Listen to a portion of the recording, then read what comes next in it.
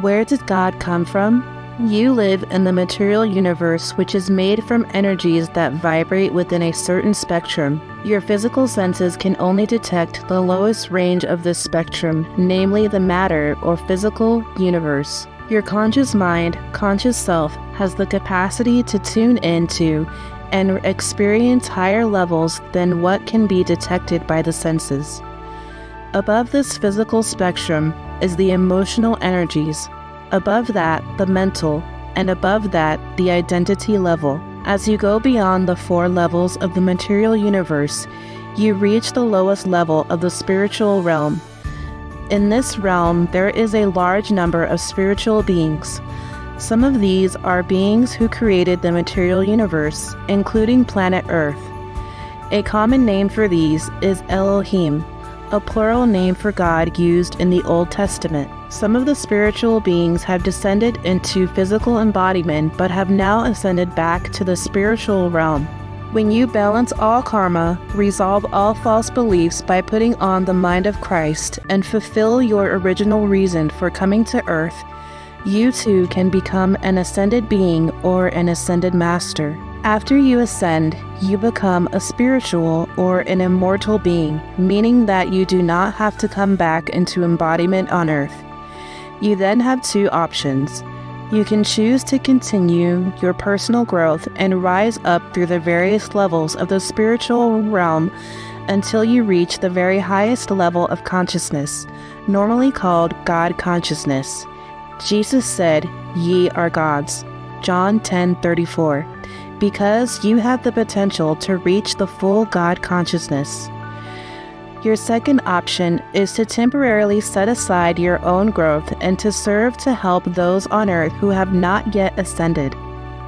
You then become a spiritual teacher for unascended beings. Jesus, Krishna, and the Buddha are the most well-known examples of such teachers. As you go up through the levels of the spiritual realm, you eventually reach the highest level of the world of form. Here you find the highest possible vibration of the mater light. If you go beyond that level, you reach the being who created the world of form. This is what most religions call the Supreme God or the Creator. Most religions teach that there is nothing beyond the Creator. However, if that is true, then where did the Creator come from? In reality, there is a level beyond the Creator, namely what is called the Allness. The reason that this level is unknown to most people is that there are no words, images, or even concepts in the material realm that can describe the Allness. In fact, while you are still on Earth, it is not possible for you to fully understand the state of consciousness that exists in the Allness. The reason for this will become clear shortly. In the Allness, there are self-conscious, intelligent beings, but they do not see themselves as separated from each other or from God. They know they are God, are expressions of God, for in the Allness, everything is clearly seen as an expression of God. In the Allness, there is still only one God, but there are many expressions of that one. The illusion that something or someone could be separated from God is impossible in the Allness. The beings in the Allness cannot build a sense of identity as separate beings and have not experienced anything separated from the Allness. For nothing can truly be outside of all there is. The beings in the Allness determined that there was value in creating a world in which separation was possible.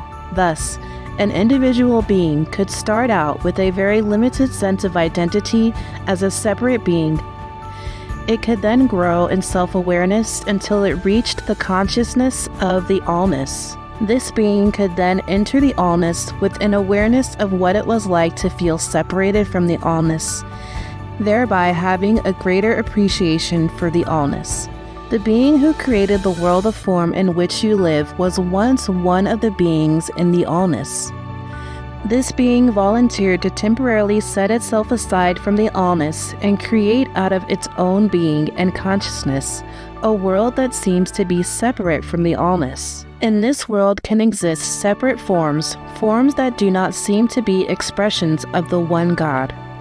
Also, there can exist separate beings who are not consciously aware that they are expressions of the one God. These beings can start out with a limited sense of identity and self-awareness in which they think they are separated from their source, from each other, and from the world in which they live. By gradually rising to higher levels of consciousness, they will eventually come to see the oneness of all life. They can then enter the allness with full God consciousness, or they can become creators of other worlds of form. Yet until such a being reaches the level of God consciousness, it simply cannot fathom the allness. Obviously, you are one of the beings who was created with a limited self-awareness, but with an infinite potential to expand that self-awareness. That expansion of self-awareness is the essential purpose behind the creation of the world of form. Thus, it is the overall purpose of life.